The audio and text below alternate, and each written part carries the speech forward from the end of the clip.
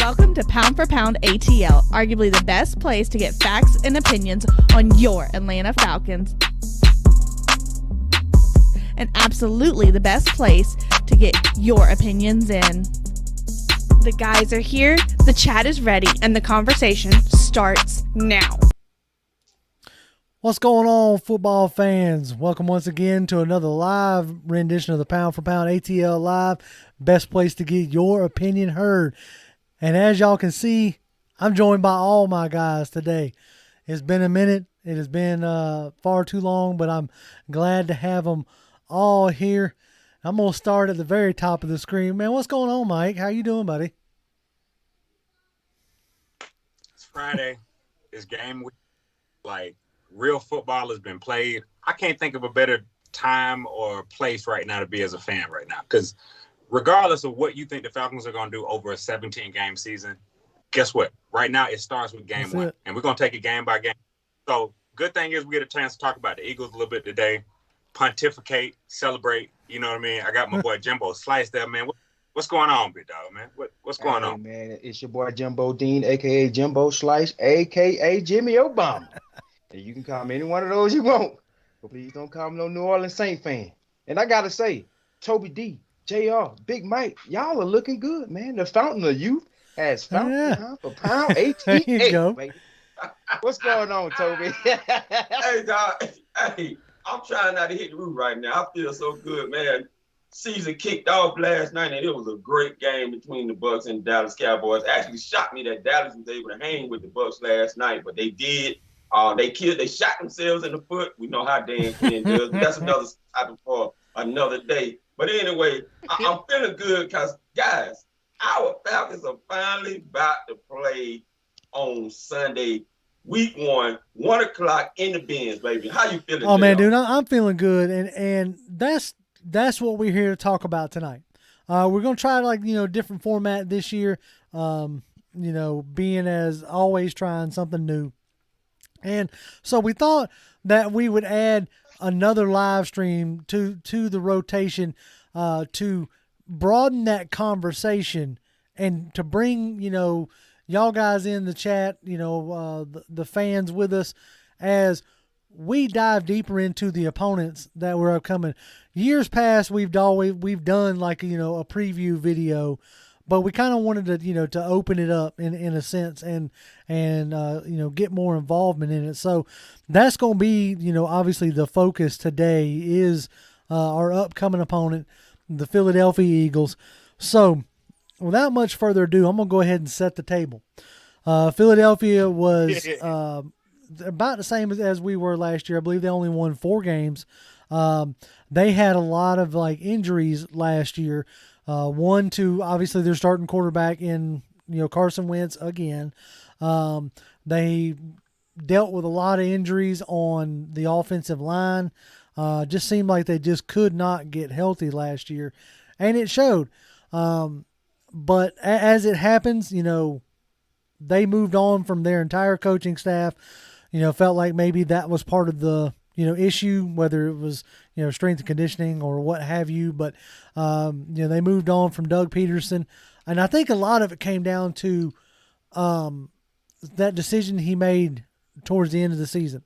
Like they had a chance to win, and they didn't have, Jalen Hurts out there, right?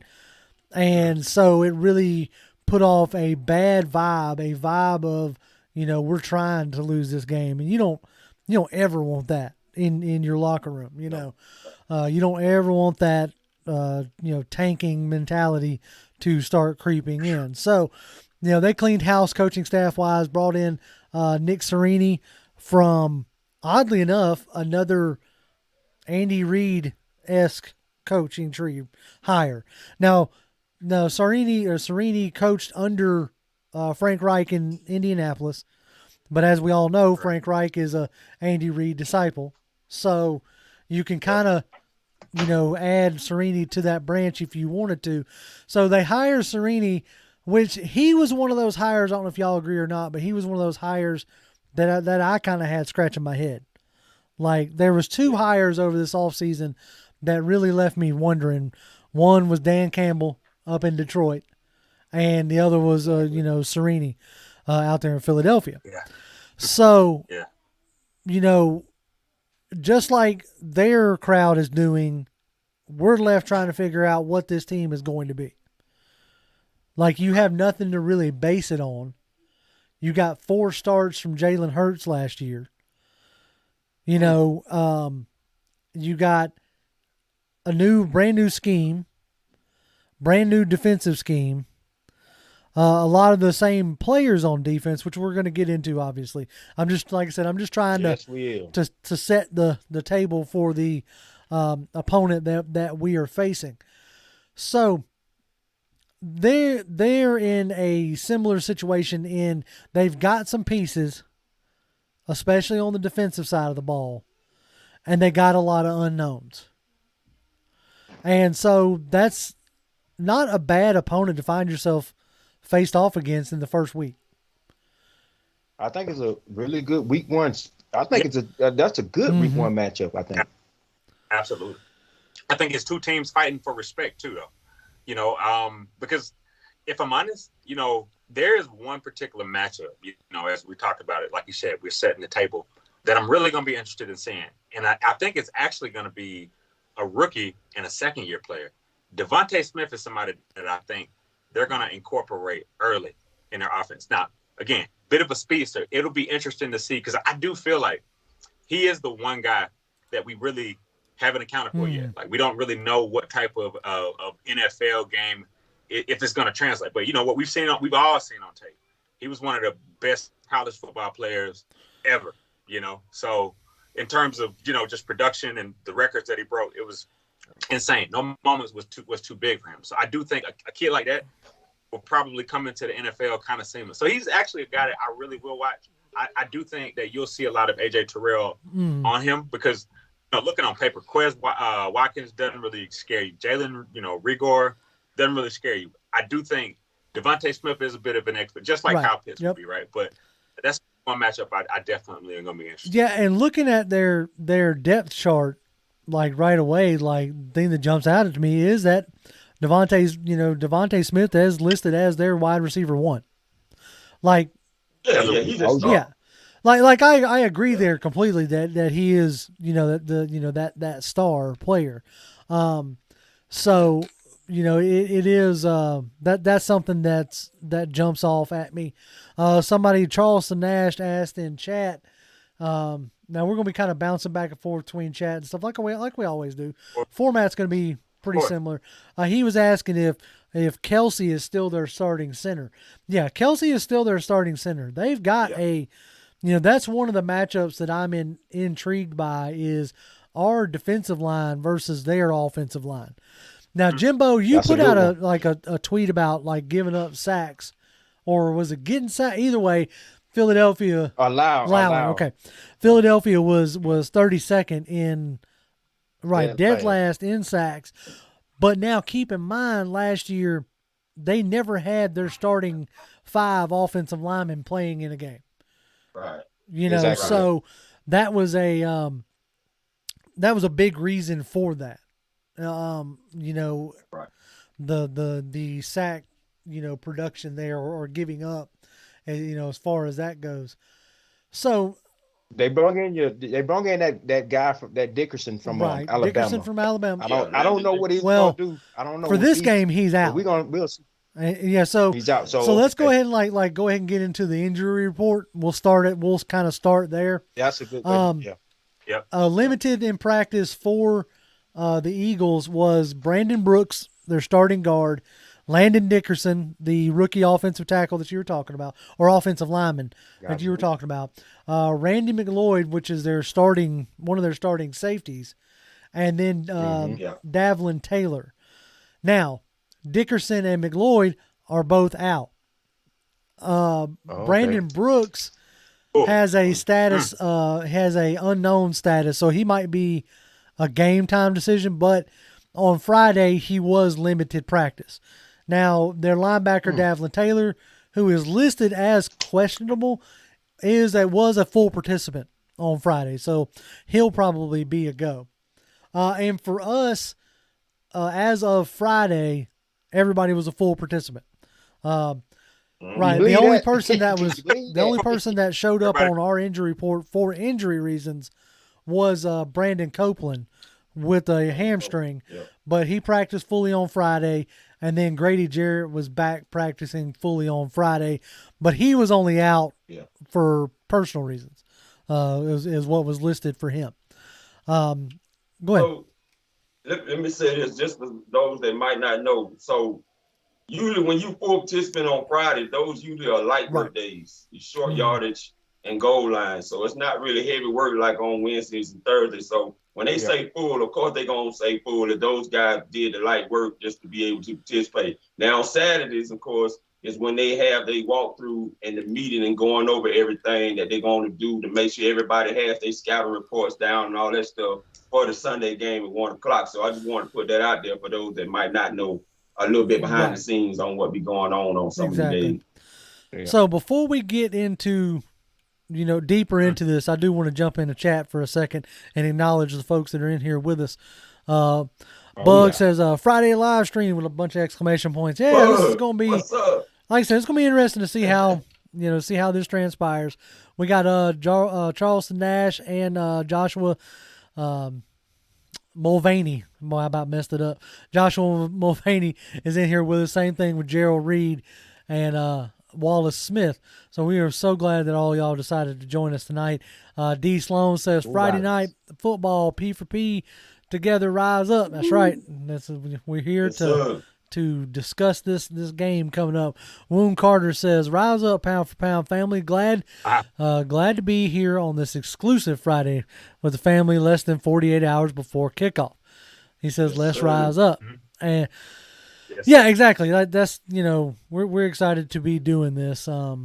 Tim asked us, how are we doing? We're doing pretty good tonight. I think, the work week's ended, which is nice. We're rolling into the weekend, just trying to get it going. James Williams says, the unknown is what excites me, and I'm ready to see what unfolds. I think that's where we're kind of all are. That's at pretty this good. point. Yeah, that's good. That there's a lot on both sides of this ball. There's a lot of unknowns and a lot of things to get real hyped about. Ghost Pepper's in the building. What's up, Ghost? Same thing with Rose Stockton. G.A. Red Clay says, just win. That's all I care about. I think that's what a lot of us care about. We want to come away with a winner. That's for sure. No question. Somebody asked, Fred Butt says, Jimmy, what do you expect from Kyle Pitts on Sunday? That's a good place to start. Man. Let's start there. Heck, why not? What are you thinking, Jimmy? Hey. Fred Butts. What's up, Fred? What's going on? Great. You said, great question. All right, man. Yeah, let me dumb it down a little bit. We talking about a rookie tight end here. Okay, let's not get too overexcited, but at the same time, let's be excited now because this guy is a freakish athlete. That's not the unicorn we like to call him. I'm really looking for him to just feel his way in there and let Arthur Smith fill him in there to what he want him to do. Now, red zone, when it comes to red zone, no holds bars. It's gonna be letting it let the horses ride, they like to say. But I mean, I really believe he's really gonna compliment Hayden Hurst a lot. I mean, greatly, a great deal. So as far as me expecting him to go off of 150 yards, 15 catches, 3-4 touchdowns, no, I'm not. I'm not looking at that part. That's what I'm not expecting from Kyle Pitts in the first NFL game as a rookie. I don't want to try to put too much on that guy's shoulders. I want him to ease his way off up in there and get whatever he's got coming to him and let the game come to him. But I know when it's time for something to happen on offense, Arthur Smith is going to utilize that switch arm and knife, and you best to believe it. But looking forward to seeing him playing his first game. It's going to be outstanding. So, in my worst Lee Corso, not so fast, my friend. With Rodney McLeod, that safety coming out of there, right? Getting hurt. Yeah, I think he's out, right? He's out, and as far as their depth chart is concerned, he was their starting strong safety. Yes, he was. Yep. So his backup is this guy named Kayvon Wallace out of Clemson. Kayvon Wallace has played in he was in 12% of the defensive snaps last year. there's a big drop off between Rodney McLeod Kayvon and Wallace. Kayvon Wallace. All I'm saying is this: when we talk about exposure and we talk about mismatches, that is probably one area where I do see a mismatch. Because again, like, listen, for every guy here watching this Falcons, gal watching this Falcons podcast right now, if we need to be the team in between the linebacker and the safety, hitting those balls, right? You know, because I look for Matt Ryan to hit a lot of those balls, right? And I think what we're going to do is put a lot of pressure on every team's linebackers, right? And I do think that is an area that I wouldn't be surprised, right? I'm not, like you said, I don't want to put the expectations on him, but I wouldn't be surprised if he got active very early. Because, like I said, the way they're going to motion him around, they didn't even do that at Florida. So we don't even know what this is going to translate into. So I just like I said, before he plays a snap, we'll park this conversation and see what Kyle Pitts actually does. But I think this is a good week to see it. You know, I don't know, Toby D, what you feeling, man? I think Kyle Pitts is gonna have a huge week. I think he's heavily involved in this game plan more than people know. Number one, he's the 4th overall pick, Doc. Ain't no, you know, your feet got wet when you ran that 27-yard game in that 3rd preseason game. That feet getting wet is over. Yeah. It's time to get fully immersed now. So you're going to get immersed against a linebacker core that's not that well pleasing. Okay, for number one. The main guy you probably really know, 2 guys off there is Alex Singleton and Eric Wilson.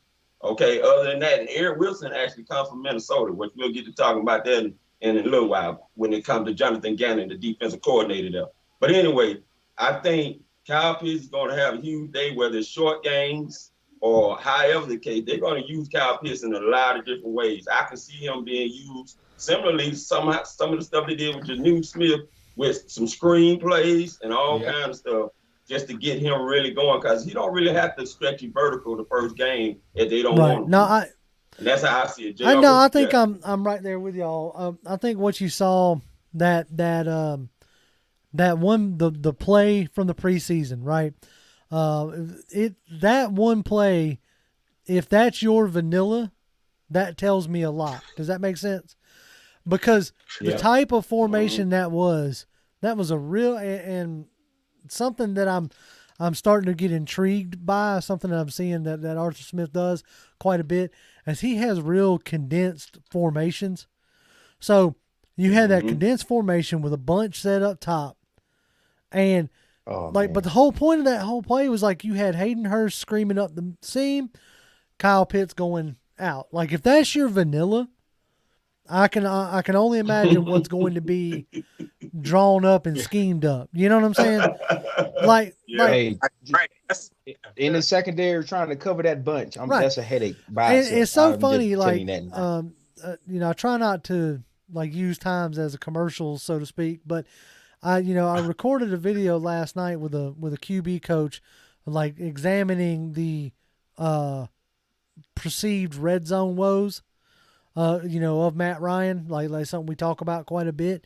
And we got into talking about condensed formations and those bunch sets. And dude, it was super fascinating. And I hope y'all enjoy it as much as I enjoyed, recording it, so that's going to be dropping tomorrow morning. So, keep your eyes out for that. But anyway, like I said, we brought it up and that was still kind of fresh on my mind, But as far as Kyle Pitts goes, I expect them to get him involved early. I mean, from all accounts, everything that we have read, he has been heavily involved in training camp. It's not really been we're just going to ease him in, just going to work him in. And no, it's been like you're all over the place and you're going, how much can you absorb?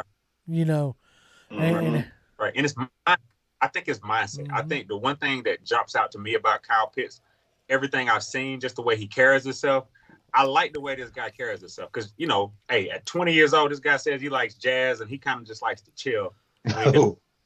He's the guy that they always have to kick off the field. And I always got this saying, when your best player is a guy that you got to kick off the football field, teams are usually pretty good, And it seems like that work ethic is carrying over for a rookie. Because here's the thing. Now, let's be honest. Let's look on the other side of this, right? This is a game about 2 high-profile rookies as well, too. Devonta Smith is probably 175 pounds soaking wet. But he is the Philadelphia Eagles' #1 receiver as a rookie. Mm-hmm. You know, it just says a lot about the caliber of the athletes that are coming around. You know, because these guys are very well trained. They come in ready to go. So yeah, most exciting part. That's going to be exciting for both teams, right? But I do think we have the advantage right now with, you know, because they're a little bit more injured than we are. You know, we're coming in pretty healthy, man. So that's definitely going to be an extra, you know, benefit. Now we're over here talking about a couple rookies. I want to talk about like right now. I kind of want to switch over and talk about like some veteran guys who are going to be going up against rookies, and I'm talking about Fletcher Cox going up against Jalen Mayfield. Now this ain't like obviously this ain't prime Fletcher Cox. You know, this is, you know, 10-year vet, but 10-year vet also equals extremely super savvy, you know, veteran, you know, Fletcher Cox. So I'm really interested to see like how our offensive line fares. That's been the biggest question mark that we've had, you know, coming into this whole season. You know, if you're looking at their, you know, stats from last year, you know, Brandon Graham had 8 sacks, Fletcher Cox had 6.5, Josh Sweat had 6, Derek Barnett had 5.5, and Javon Hargrave had 4.5. So, no, there wasn't one person that was absolutely lighting up, but it was coming from that entire front four. Right. And that's what we're going to have to contend with. You know, you have, like you saw it last night with Vita Vea running Dallas' center all the way back into Prescott's lap. you know, and that makes me think, oh God, is Hennessy going to be able to handle this? I mean, and let's not forget Ryan Kerrigan. Now that they added in the offseason from the Washington football season, had like 5.5 sacks coming into there. So they got some guys that get it. Yeah, no doubt. Let's see. Gotta add that to it. I don't see Ryan Kerrigan on their depth chart. No, there it is. They got him there he is. There he is. I looked right over him. No, you're dead right. He's behind Brandon Graham, so he's going to factor into that rotation. You know he is. So you know, if I'm not mistaken, did Gannon, their defensive coordinator, where did he come from last year? He came from Indianapolis, but he spent more years with Mike Zimmer over there in Minnesota from 2014 when Mike Zimmer got there all the way to 2017. So when you look at some of the personnel that he's brought over there, I have to believe that they're going to try to do a lot of those, you know, 4-man rushes that he's used to over there with Minnesota because they really got after you over there. And I think just from my looking at it, Eric Wilson to me is that Anthony Barr, someone who's come from Minnesota recently, that I think you could slot in as that pass rushing linebacker over there in that role. Now, I don't know exactly how everyone else is going to fit in, but you brought Anthony Harris over there from Minnesota again for a reason. So, you know, those are things that I'm just peeping out about, you know, Jonathan Gannon from where he's come from. Now, you know, he's probably going to run a mixture of 2-man coverage, you know, because he's used to that cover too as well in Indianapolis, but they ran a lot of single high coverage over there in Minnesota when he was over there. And I don't know who your Xavier Rhodes going to be, but I'm going to let Jimbo maybe pick that guy out. See, Toby wants some smoke.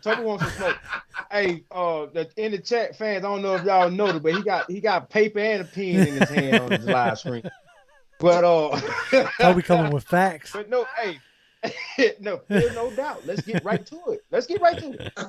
Darius Slay and Nelson that they brought over from the Steelers. I think these guys are both solid guys.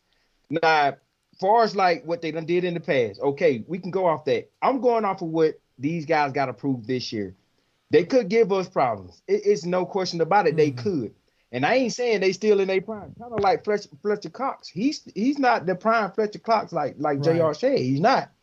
But these guys got something to prove. And that's what scares me about a team with savvy veterans that got something to prove. You don't know what they might show up and do in order to try to show you they still got it. And that's the only thing I fear about this. But for like, okay, Jalen Mayfield, You better scrap it up, big dog. A 10-year veteran Fletcher Cox versus the first-year Jalen Mayfield. I don't care what nobody say. It's probably gonna be a little trouble. It's gonna be a little trouble. Don't get it twisted now. But I hope he's able to hold his own. But Darius Slay, this is it, man. Like I put out on Twitter, Darius Slay versus Cameron really is a matchup that I want to see. I'm gonna have my popcorn ready. I'm finna be ready for that. And we hope and we hoping the good guys, the youth, outdo the experience, the vet, right? Because because Cameron really got the twitch, got the move that Darius Slay probably cannot keep up with. And you don't think that Darius Slay is hearing everything that we are saying and everybody else is saying about this situation? The guy might show up. He might try to show out. I ain't gonna say show out. He might try just for one game at least to try to get his name back in the fold because he's starting to fall down that ladder, boy. And as a veteran in the situation they in with that contract, you do not want to do that. And that's the problem in a like sarcastic sense. When you become a player that gets a nickname, you know, like I think back to, you know, Revis Island, you know what I'm saying? Which he in the Revis Island era, he earned that. Oh, you know, but you get to a point in your career where you're trying to almost live up to that nickname that you had early on. And I kind of think about that with Darius Slay, you know, with the, you know, big play Slay. You know, he didn't have a stellar year last year with the Eagles. I was looking at his production. You're talking about like 6 pass defenses and 1 interception. You know, that's not much as far as like, you know, your corner, like your big, like your supposed, you know, shut down corner or, you know, your number one. So yeah, I'll be interested to see if he's looking to like regain his title, so to speak, or live back up to his name. Because I know in, you know, his prime in Detroit, I know he gave, you know, I think he picked off Matt Ryan a time or two, you know, in Detroit. So, you know, he might be looking, you know, at that as an opportunity to, you know, flush the bad taste out of his mouth from Philly, or not Philly, but last year in Philly, and, you know, get things going again. But go ahead. Well, back to Jalen Mayfield and Fletcher Cox. Yeah, Jalen Mayfield, if you get a chance to watch this podcast, get some rest this week. Get some sleep. You know, don't overthink it. Go in there and play and do what got you to this point, because I do think that, you know, he will come out and try to be pressy, right? Because the only problem I have about Jalen Mayfield is that he's still a tackle learning how to play guard. Those tackles, they have a different form about them. And it kind of takes them a while because, you know, tackles, they like to block you and pancake you, but they don't really like to be inside really in the trenches with the uglies and the, you know, that middle technique. And, you know, like I said, it's a different game. But I look at it as this.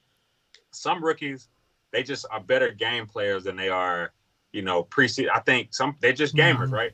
I like the nastiness in Jalen Mayfield. It may take him a little while, but if I'm Matt Ryan, I've got to be concerned with that, right? I think the bigger question is how do we mitigate that? Right? You know, because I'm sorry, like if how do what do we do? We can get into that here, because you can kind of take some of the what you saw last night with Dallas and Tampa Bay. Like, Dallas's offensive line isn't as stout as it was, right? And so it'll be interesting to see if they kind of use some of the same thought processes that Dallas used last night facing that Tampa Bay defensive line. Oh, yeah. You know, talking about like getting the ball out quick, you know, throwing into the teeth of the blitz, you know, trying to get right over it, right past it. You know, those are the things that you do to mitigate. Like, because they were saving Connor McGovern last night. You seen how much of his double chipping he was doing. He was sliding off on a lot of block, but they were saving. They was helping them out. Well, a lot. like, you know, people want to like come into talking about like, oh, what was wrong with Zeke and da da da. Zeke was keeping Prescott up. That's what Zeke was doing. No question. Yeah, like he might not have been getting yards, but you know, man, he was eating them blitzes all night long last night. Oh, yeah. Now I'm not sure. I don't think, to Toby's point earlier, if Gannon is it Gannon or Cannon? Gannon. Okay. Gannon. Y'all know how good I am Yeah. with names. Anyway, if Gannon is a Zimmer disciple, that you're talking about 4-man rush. You're not like Zimmer is not wanting to, necessarily blitz a ton. He's wanting to get home with 4 and play good coverage on the back end. So, if that's the type of defense that we're facing here, we got a good chance to like get some stuff going, I think. And another aspect that you can do like to mitigate rushes is, move the pocket, which I think they're gonna do. I think you're gonna see a lot of something that Toby brought up on Wednesday. I don't think you're gonna see as much Matt Ryan throwing from the same platform every pass. That static straight back dropping. I think you're going to see a lot more movement, a lot more move in the pocket. I mean, you can't sit here and tell me that a head coach that cut his teeth as an offensive line coach, played offensive line in college, isn't aware of what's fixing to happen to his offensive line. Right. Like, it's hard for me to believe that, And Yeah. so if he's willing to throw Jalen Mayfield out there, then that tells me he's also willing to accept, some of the lumps that come along with it. You know what? So, go ahead. My bad. So one thing is one player on the depth chart for the Falcons that we hadn't talked about, but he don't have an on-field position, and it's Dean Pease. We're gonna get into that, but yes, go ahead. We're moving around though. I didn't mention Dean Pease's name one time because, I almost look at like the restructuring of Deion Jones' contract, which kind of lets me know that Deion Jones is going to be almost closest thing to a Falcon for life. Like he's going to be part of our long-term plans, right? So, man, yeah, it like just them paying Deion Jones, it lets me know that I think Debo is going to flourish a lot. I think he's going to be one player that jumps out a lot. I look for him to have a big game against the Eagles because just in different ways, the blitzes, right? Because we got a mobile quarterback here, right? Mobile quarterback. He's got familiarity with his boy Devonta Smith. They played at Bama together. I do see, the linebackers having a huge day against Jalen Hurts, really. So I think if we get pressure from anywhere, it'll be up the middle. I think the blitzes, that kind of stuff. So I just look for Dean Pease having these guys aggressive. I think having an aggressive Falcons defense will help us Sunday, because I agree with that one. The vanilla cover zero, because, I'm sorry, y'all. When I saw Antonio Brown catch that first touchdown, most people saw Antonio Brown catching the touchdown. I saw Dan Quinn's defense, getting called, to get his behind burnt as well. I'm sorry, I had to say that. So I just look for Dean Pease and, take us to where we need to be, man. I'm a big Dean believer right now. So 2 weeks, so go ahead, Toby. Go ahead, bro. No, so what I want to see is, because Dean Pease is going to have to get ready for this RPO game. It's going to be heavily in effect on Sunday. I'm going to tell you that right now. So Deion Jones said they've been watching a whole lot of cut-ups. I can guarantee some of them cut-ups Oklahoma with Lincoln Riley over there. Because this offense that you are about to see on Sunday is a quick strike offense, and they're going to test the mess out of you from sideline to sideline. And when they run them RPOs, your eyes is going to have to be on and focused on who got that ball. Because whether you want to believe it or not, Jalen Mayfield has shown that he's a pro when it comes to the RPO game. He's very strong with the hands, okay? And he will take that ball out that running back hand real quick and run with it, okay? So you got to be careful and pay attention to what you got going on back there. And them formations, I can about assure you, it's going to be some zone read option formations going on back there. Now, we know Dean Pease has gone up against this before, but this defense hasn't really proven yet that they're capable of being able to do what Dean Pease is going to need them to do. They're going to have to prove that on Sunday. I'm sorry. I just got to put it out there. They're going to have to prove that. Oh, yeah, no doubt. It's definitely going to be, a deal where they're going to have to – what they're going to have to do is do what Pease did to Lamar Jackson in that playoff game, which I'm pulling up the stats. At least I'm trying to pull up the stats of that particular game. Let's see here. Like, they're going to have to put the ball in Jalen Hurts' hands. And now, granted, I feel like Jalen Hurts is a better passer, at least at this stage of his career, than Lamar Jackson was. When you broke it down and forced Jackson to have to throw, that's when early in his career it was an issue, right? And that's what Pease did. They shut down those run lanes of Jackson and put it in his hands, and they're gonna have to do that same stuff. But the difference between that I noted in one of my notes, watching Hurts last year, watching Hurts a little bit in preseason, and watching Hurts in Oklahoma, is the fact that Hurts, like, when he's moving and scrambling, he's like a Russell Wilson in the sense that he's still looking to throw.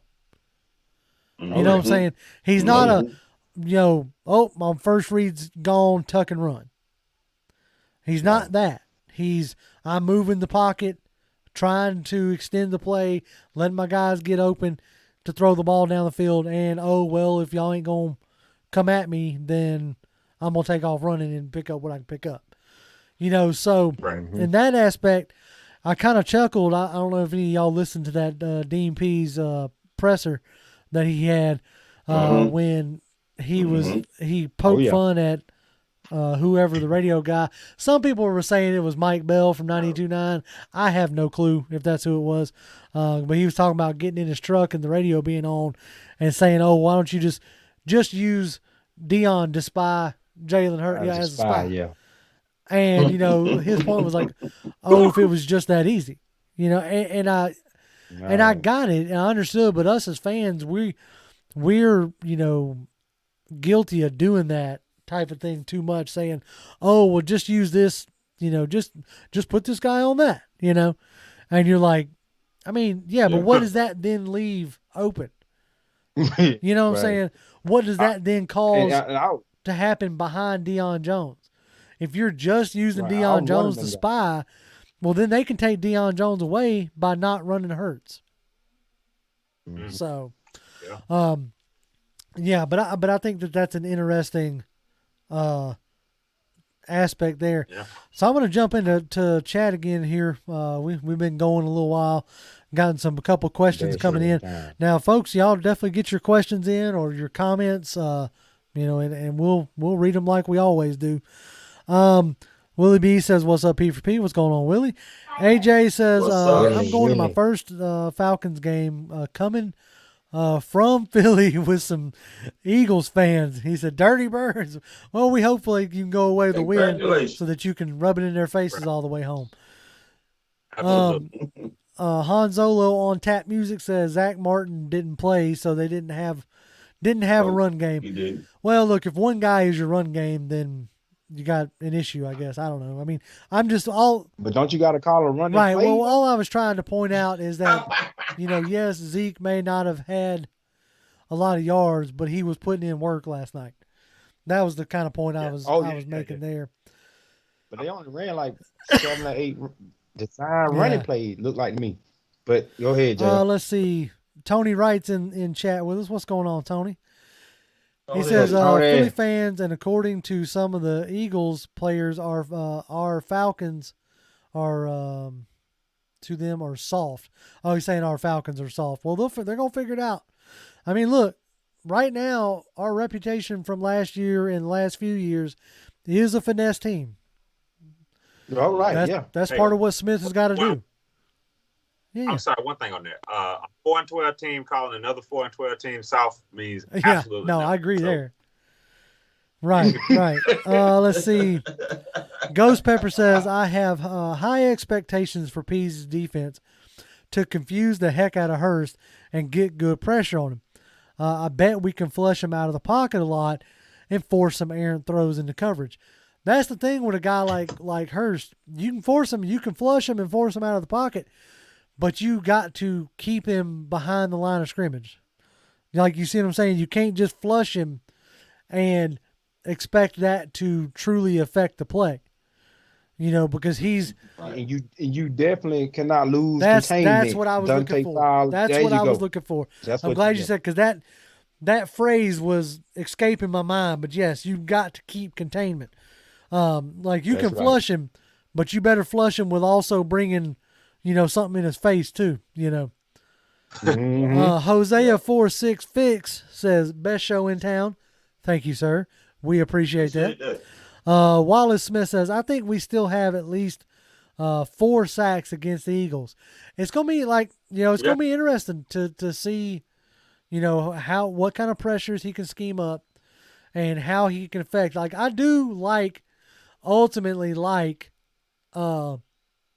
Dean Pease against an inexperienced quarterback. And Right. for all the accolades that we are heaping on to Jalen Hurts in this situation, he is a quarterback who only has 4 career starts in the NFL. No, yeah. Yeah. So he's still, very, to use a phrase I've heard a lot on the job sites, he's still wet behind the ears. I knew you was going there. I mean, but it's the truth, I mean, just like you can you could put breath. that same deal on, Kyle Pitts, or you can put that same deal on Jalen Mayfield. I mean, these guys essentially, and from our own standpoint, Hennessy, Matt Hennessy, yes, he went up against Kansas City and Tampa Bay in his starts, but he still doesn't have, a ton of experience either. So you're talking about the left center of your offensive line being inexperienced. So that is that's something that we're gonna have to keep in mind. Yeah, and you're right to that. I think we'll find out if it was a technique thing or a talent thing, to be honest with you, because I think that was where Dwayne Lepper was supposed to come in and provide the proper technique to have these guys in position to succeed, right? So if with the new technique, if they're still failing, it's definitely talent. Like, we got to upgrade. That's definitely a talent problem. Be interesting to watch as the season goes on. Though, now, something we have not mentioned at all, and I haven't heard nobody else mention. Jalen Hurts has a secret weapon over what there. you got? His name is Joe Flacco. If y'all remember, Joe Flacco practiced against Dean Pease defense for about 5 years. Oh, boy. So he's going to have some help over there at trying to get an idea on how some of them looks are going to go with Joe Flacco in his ear. Trust me. No doubt. And that is those type of things go on. I mean, we ain't even really talked about the relationship between, Gannon and Arthur Smith. They coach together. These guys are familiar. So Joe Flacco's going, and especially if you want to take the tape of Michael Walker back early in the offseason, talking about Pease feels like this is more like a Baltimore defense than a Tennessee defense. So it's interesting to see how that's going to transpire, because I feel like we possibly got a sweet secret weapon in a Michael Walker. I think he's a guy who's going to really come on strong for us. Let's see here. Wound Carter says, have you guys decided which season game will be for a live stream? Not yet. This baby steps in a sense, new segment here, doing live preview shows. We're going to do a live stream like we did for that Browns game. Just ain't figured out which one just yet. Still trying to nail down schedules and stuff.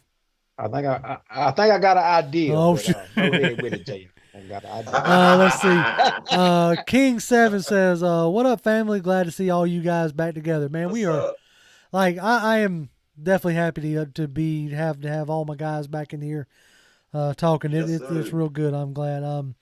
Cinco Mo. I like that name, Cinco Mo.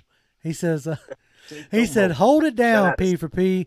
Do we stay away from the Eagles' D-line, or do we run at them as a plan of attack on the offense?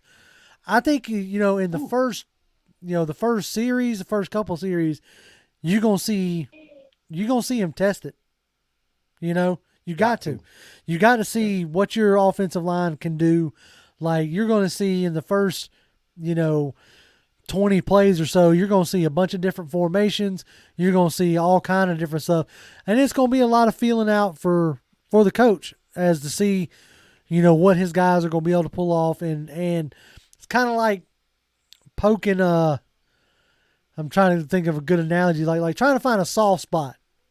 You know what I'm saying? Mm-hmm. When you're trying to attack something, like you're trying to figure out where your opponent is going to be weak at. That's it. Vulnerability is a good way to put it. Joshua says he might be wet behind the ears, but he's about to get his whole daggum head dunked with Grady, Dion, and Fowler. There you go, Joshua. I like it. Somebody read it. That's right. He said he's going to get his whole head dunked. That's all right. That's good. Ray Station. He said, "What's up, y'all? It's Ronnie. I believe I talked to Ronnie quite a bit on Twitter. So what's good, man? I'm glad you decided to join us tonight." Let's see. He says, Tony is encouraging folks to hit the like button. He said there's 91 people in chat and only 23, and now it's up to 28. Us have hit likes. Hey, man, like, share, comment. That's what we're here to do, right? Let's see.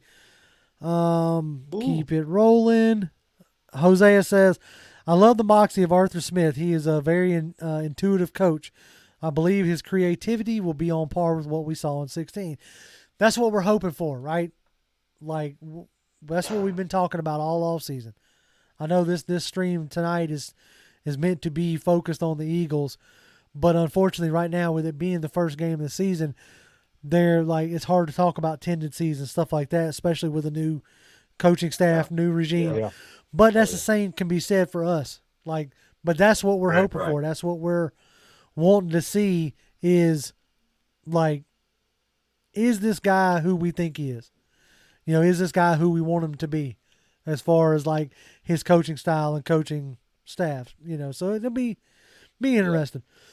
Tack McKinley, that trips me out every time I see that. I love it. It trips me out, but I want this. Go ahead. Congratulations on making the Browns. That's right. Good job. I'm glad that you were able to make the final 53. I hope that you got your head on straight now and can. Anyway, Tack says Devonta Smith is going to cook our corners. He's a route running technician. Get him, Jimbo. I want that real bad. Okay. I see it in your eyes. First of all, if you're going to be a technician at route running, if you're going to beat somebody like you want to beat somebody, there's going to be some one-on-one stuff going on. And it ain't going to be no AJ Terrell follow this rookie around the field, because Dean Pease already came out and said he don't do that traveling corner type of stuff. It's a side type of corner playing that he like to do. So if your guys line up, if Devonta is lined up on one side and coming at one guy, then that guy's going to deal with him. If he moves to the other side, that guy's going to deal with him. But it's not going to be no one guy where you can solely use your route running techniques to beat somebody, because that's not how it's finna go, how Dean Pease came out and said it from this past interview. And I solely do not see that. Now, if you want AJ Terrell to do it on the left-hand side, when he do come over there, you can do that. And I think AJ Terrell can hold a rookie before a rookie can beat AJ Terrell. You're going to have to finesse this now with Smith. He is a technician in route running, but so will Amari Cooper, so will Jerry Jeudy, so was Julio Jones, so was Cameron Ridley. Don't let me keep going down the line. You see what I'm going with this? So you could be a route running technician, but you're still a rookie, and you're going to have to pay the piper sooner or later. I mean, nobody ain't going to follow you around the field. Either. You got to earn it. Ain't nothing given, man. You can be in the Heisman house. You can be in all the commercial. It's a lot of Heismans that have come to the NFL and failed absolutely flat. So I'm not here to talk about his future like it will or it won't, but he got to prove it. And again, like I said, at 175 pounds, not using that as a detriment. Because listen, if you can play football, it don't matter what your weight is. But I just think that it's one thing when you torching, SEC corners. Don't get me wrong, some good SEC corners that he's torched. But it's another thing when you got Deron Harmon sitting over the top, and you got Eric Harris, who's a veteran, and you see these guys. And I'm gonna tell you something. You get to be a little bit more physical in the NFL, So I think ultimately, and AJ Terrell, last time I checked, once he puts his hands on you, you get real pressure. And like I said, Jimbo Flight, a good, impressive group of receivers that AJ Terrell has not only competed with. Some of them guys he's traded jerseys after the games with some of them guys. They've respected this game. That's what we haven't seen there, right? Because listen, we've seen enough bad corners to know what a good one is like. So I'm not really too worried about Devonta Smith in game one. But I do think he'll have a good career down the road. That game one, that's going to be a whole different ball game there. Favorite Monroe. Okay. Yes, sir. Hey, JR, look, I know you're getting in the chat, but before we get too far and it gets to the end, we cannot get off this show without talking about the run game of the Atlanta Falcons, because we don't know what it is. But I'm coming to you first. Do you believe that the Atlanta Falcons, with what we have in the other guys, you talking about the Expendables? Is going to be able to exactly. Do you believe that we're going to be able to get a run game going against this Eagles team? And I got some stats out there. Okay. And I need to let and shoot it straight. Okay, look, I'm gonna answer your question, then I'm also gonna piggyback off of King, because King was bringing up Patterson. I'm not gonna read his whole thing because I don't want it to influence, so to speak, I will say this: it's obviously going to depend on what kind of holes that we can open up. It's going to depend on what kind of flow we can get going on these outside zones. But I think the effectiveness in this game for our running backs is going to be in the dump off, check down type game. And I think that's going to, if I had to make a prediction, I think that's going to happen early on and cause the linebackers to have to cheat back some. And then that right there is going to allow some more of the holes to be open, for a Mike Davis to be able to run it up inside. As much as we talk about like Fletcher Cox and, those guys they're more of your penetrating defensive tackles. And I don't mean they can't play the run or don't stop the run, nothing like that. It just means that just like with Grady's a penetrating defensive tackle. So that means Grady is picking a gap and he is trying to shoot it. So if they pick the wrong gap and Mike goes to the other one, or we can block that gap, that's going to leave a hole, right? Mm-hmm. So I feel like the run game can get going because I don't think we're going to have a coach who's going to abandon it.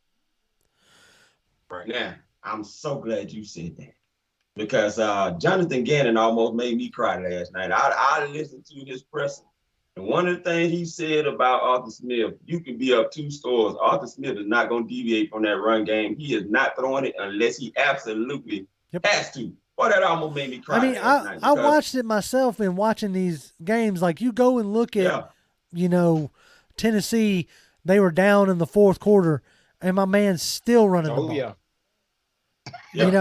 And still wearing people out, and getting back into games doing it. Now, you could say, that's because they had Derrick Henry. Okay, sure. But that's because he stuck to it. And by the mid-4th quarter, these defensive guys are tired of tackling people.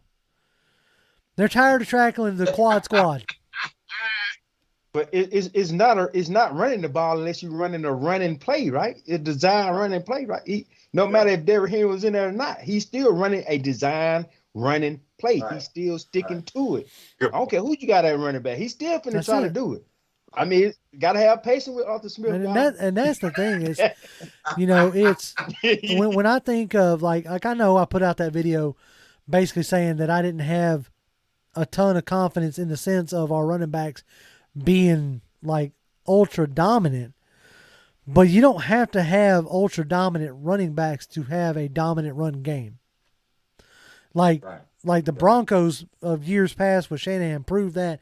Shanahan out in San Francisco is still proving that on a regular basis. Yep. Yeah. Like, Oh, yeah. didn't nobody knew who Morstead was before he got out. You see what I'm saying? Like Yeah. the scheme, that outside zone scheme, is not predicated on having a dominant running back. I'm really interested to see, like on a complete side tangent, I am completely interested to see what Derrick Henry looks like this year. Like, do they stick with it? Does, the guy who took over, Todd Downing, I think is his name, up there in Tennessee, does he, continue to feature Derrick Henry?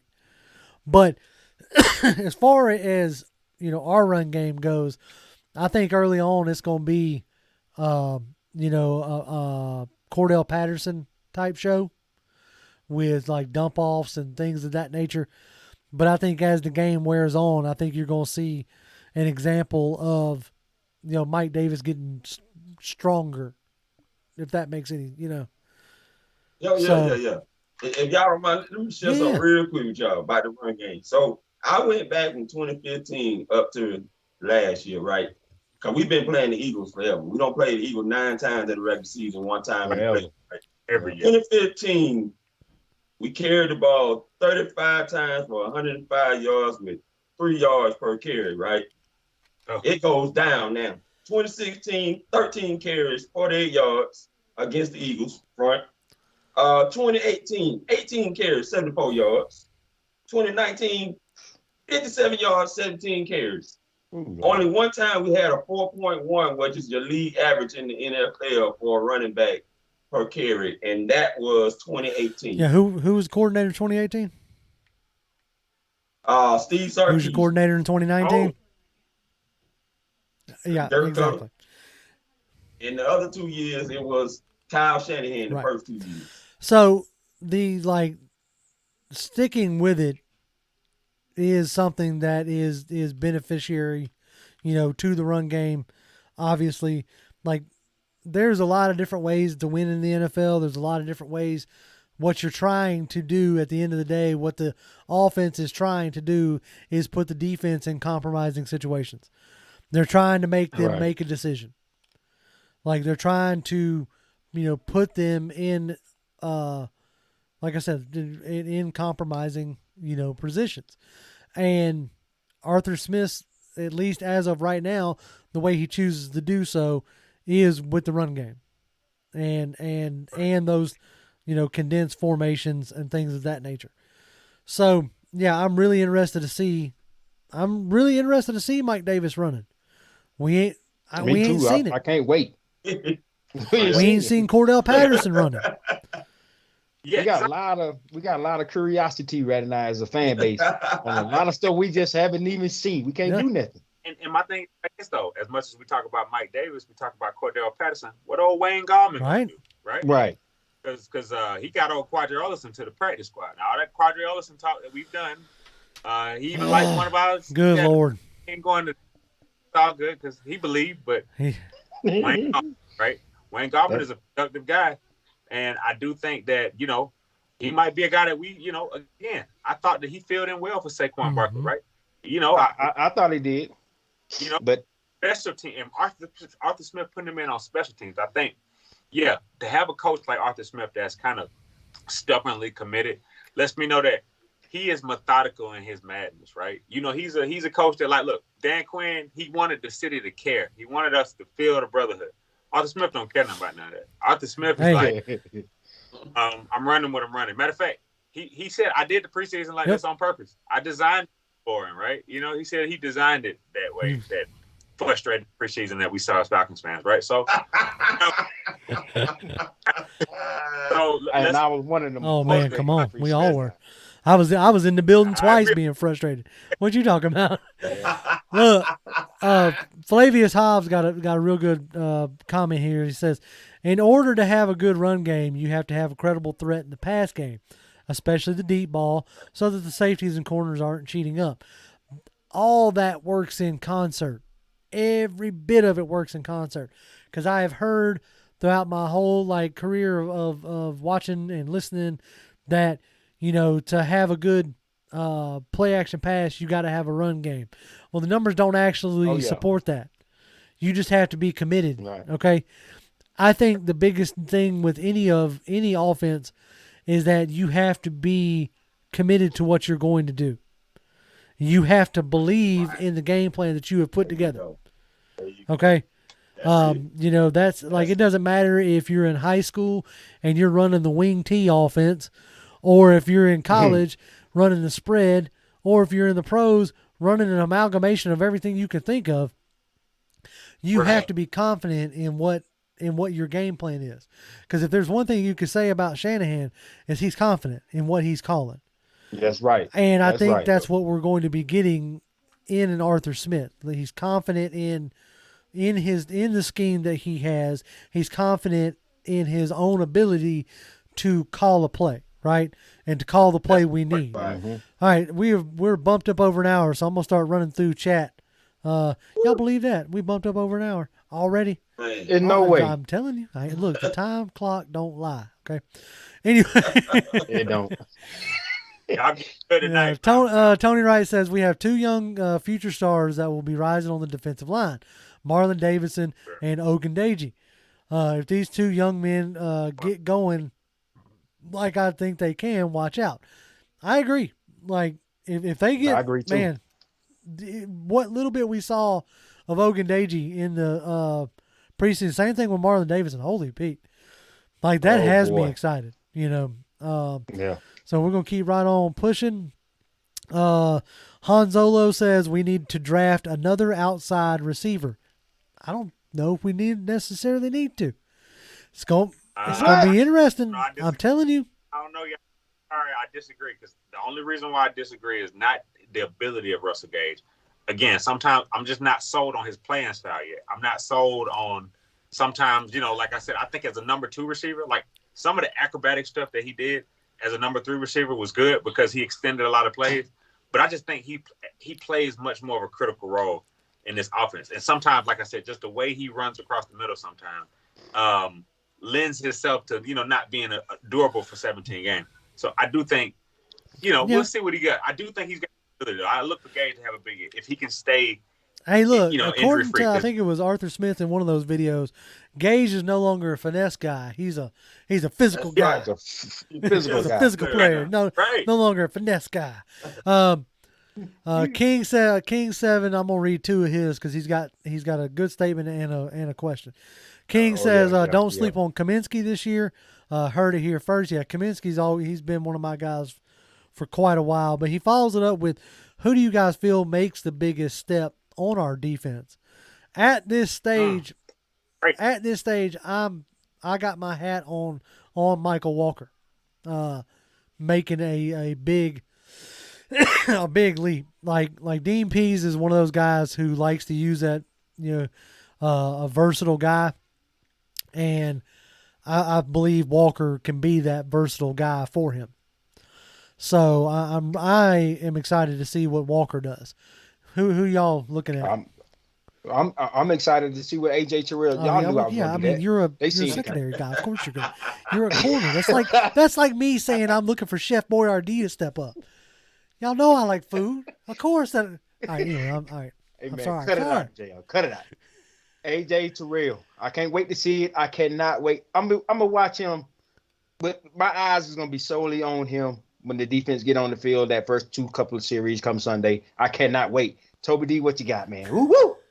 I think people may not agree with me, but I think Grady Jarrett has finally found him a running mate. And I'm not talking about Marlon Davidson. I'm talking about Jonathan Fuller.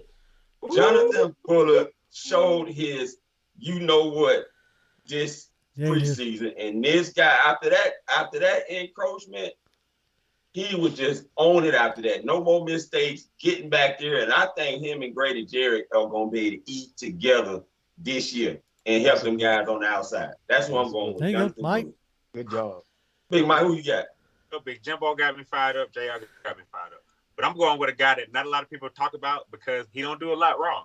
But I think he's going to make the step and he's going to play that smart role, and that's for a little. That's my guy. That's my big step guy. Because let me tell you something. One thing I like about him is what y'all going to see is a little bit of role reversal. I think Foy is going to be the guy that gets the defensive line. And last time I checked, if a guy from Yale is getting the defensive line, the defense is going to be the line. Take work. Now, one thing I like about Foy Oluokun is that he's going to allow Deion Jones to be able to blitz more. He's going to allow Deion Jones to be able to be a Swiss Army knife a little bit more.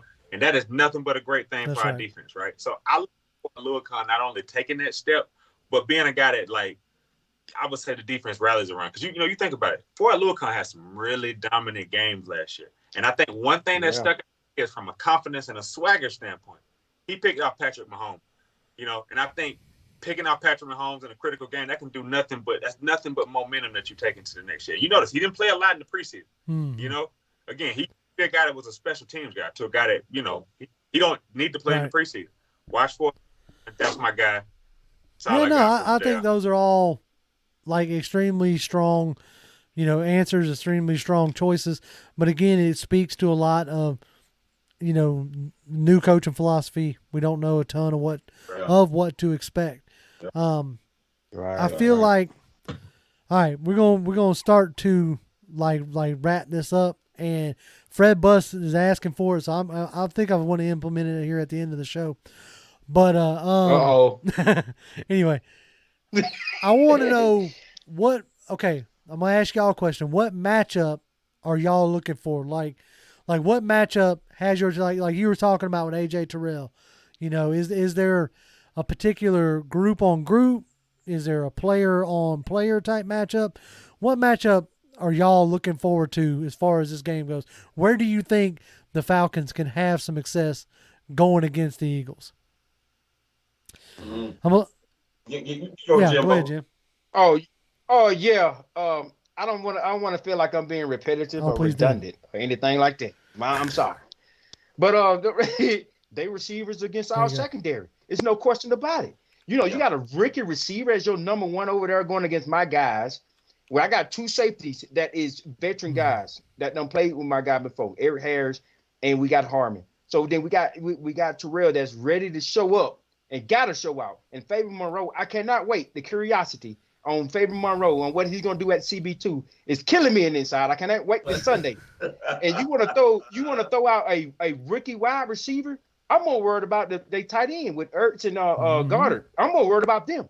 I'm not worried about a rookie wide receiver. So my group is they wide receivers versus our secondary. And I'm already giving my secondary a hands up. I'm giving them the heads up because they got more veterans and they got guys over there that got something to prove more than a rookie trying to be their number one.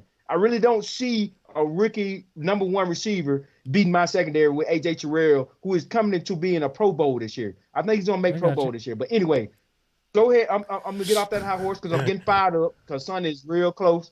And go ahead, Toby. Tell me what you got going on, man. I got Deion Jones against the running backs. I want to see Deion Jones wreaking havoc on Miles Sanders, Boston Scott, and the new guy that really even talked about many of us like from Memphis, Kenneth Gainwell. Yeah. I want to see what Deion Jones' actual role is going against these running backs. Because now he will really get to focus on dealing with that and the tight ends without having to worry about necessarily calling the plays into the defense. Because Poirier, like y'all said, is going to allow him to roam around and do his thing. And that's what I want. Mike? Man, I think for me, it's the pass rush. It's the pass rush versus Jalen Hurts. I tell you, because he's going to get so many multiple looks. It's a better question of, like you said, you brought up the run pass option. I thought that, that's a good picture painter because a lot of what they ran at Oklahoma, he does like that quick game, though. I do think if our pass rush is able to hit him early, right, I think if we're able to set the tone early, I think that's going to really be my biggest matchup. And also that dovetails a little bit on Matt Ryan, too. We have got to get in the habit of making quarterbacks who don't have a lot of experience look like it, right? I think this is a good opportunity Sunday to see that, right? So I think pass rush is able to come home. That's going to be something that I think is going to really be able to set the tone for this team, too. Because let's be honest, we saw the Bucs last night, too. Not to look ahead to the Bucs, and they look good. They look like, but again, this is still the National Football League. They can score points, we can score points, right? So I think it's all about us putting our guys in position. And again, if the pass rush can get home, Okundeji, those type of guys, look out. Yeah, for me, the matchup that I'm looking for, the obvious one is, how does our offensive line versus their defensive line, because that's going to be that's going to tell me a lot about how this season is going to go. But I think the matchup I'm most interested in seeing is our run game. Like that's the aspect. The tight end is going to be awesome. Kyle Pitts is going to be great. Hurst, wide receiver. But this run game, because that is Arthur Smith's calling card. So for me, it's a combo. How does our offensive line and run game attack their defensive line? Because I think that's how Arthur Smith wants to win a game. Ball control offense, clock controlling, eating offense, and that's how you're going to do it. So, all right, so King asked, I believe it was King, wanted to know what our score prediction was. And I think this is something I'm generally not a fan of doing this, but if we're going to do live stream preview shows, it's something we're going to have to do, right? So I'll start it off since I don't necessarily like to do it. None of us don't like to do it. I think I'm going to go first out. I'm going to go with I think we're going to score. Of course, I got the Falcons winning this game. I think the tipping point is going to be the experience of Dean Pease in myriad of situations. So I think he's going to be the one who's able to adjust the best. Because you got a bunch of rookie coaches going against each other, but the one experienced guy is Pease. So I'm going to go with we'll do 27. Is that 27, 28, somewhere in there? We'll just do 28 just for crafts and giggles. I'll do 28-24.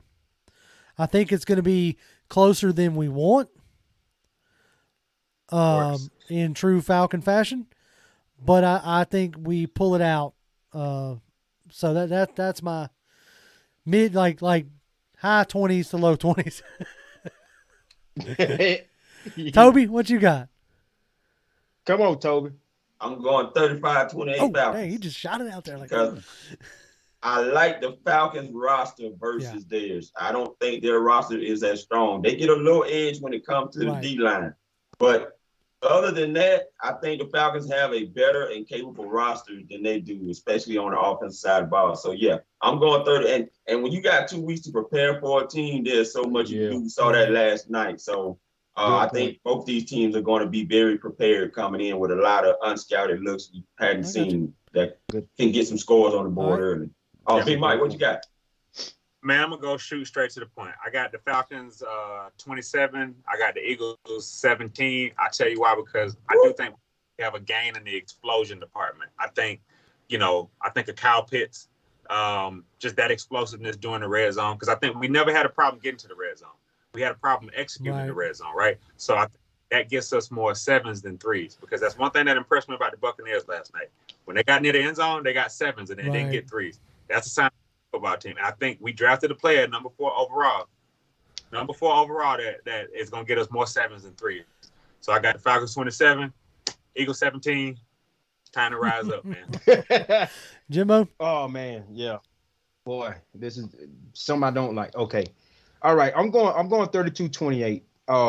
Last person with the ball, which is probably going to be us.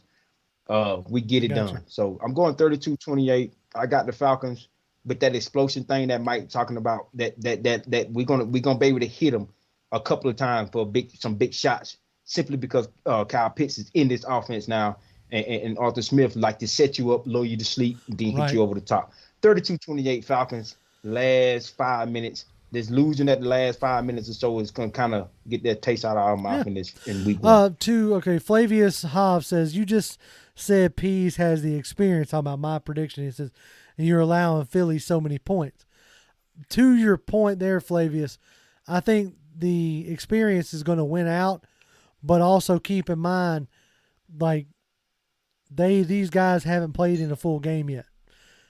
Dean Pease hasn't coached them under a full load, all that jazz. And also, you can go back and look. Pease he's never been like a super shot, like he'll give up some points is what I'm trying to get at. But when it's like clutch time, when he's got to have that stop, like he tends to be able to pull it out. And that's kind of right. Bend don't break. Exactly. And that's kind of where I'm leaning, at this junction.